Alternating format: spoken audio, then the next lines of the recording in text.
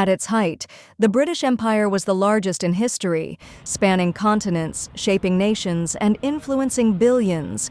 But how did it grow so vast? And why? At its peak in the early 20th century, the British Empire ruled over a quarter of the world's landmass and governed more than 450 million people, over a quarter of the global population at the time. That's over 80 countries across every inhabited continent that were once under British control.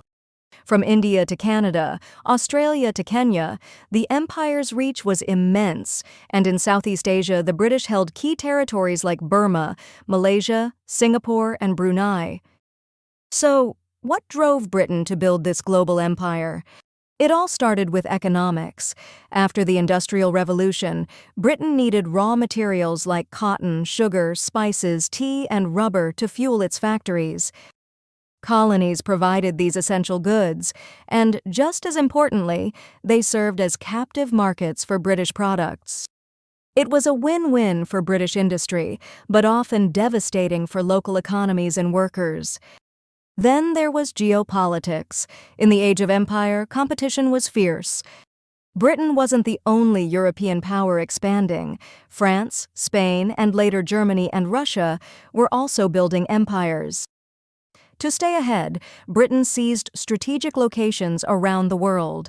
Control of the Suez Canal in Egypt and the Strait of Malacca, a vital trade route between the Indian and Pacific Oceans, helped Britain dominate global trade and maintain naval supremacy. But imperialism wasn't just about power and profit. It was also about ideology. Many British leaders genuinely believed in the so-called civilizing mission. They saw it as their duty to spread British values, Christianity, and governance to what they considered less developed societies. This idea, often summarized by the phrase "the white man's burden," was deeply paternalistic and rooted in a sense of racial superiority. In reality, this mindset often justified harsh colonial rule, cultural erasure, and economic exploitation. Britain also encouraged migration and settlement in colonies like Canada, Australia, and New Zealand, creating British-style societies abroad. These settler colonies relieved pressure at home and cemented imperial loyalty in far-flung regions. And let's not forget, the British Empire was a huge source of national pride. In the eyes of many Britons, the empire was a symbol of greatness, prestige, and destiny.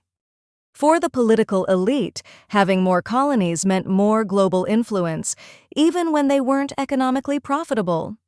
But while the empire brought wealth and power to Britain, its legacy is far more complex in the places it ruled. From drawing arbitrary borders to triggering conflicts and displacements, the consequences of British imperialism are still being felt today. So, the British Empire wasn't just a chapter in history, it was a global force that reshaped nations and lives. Understanding it helps us make sense of the world we live in today. Thanks for watching. See you next time.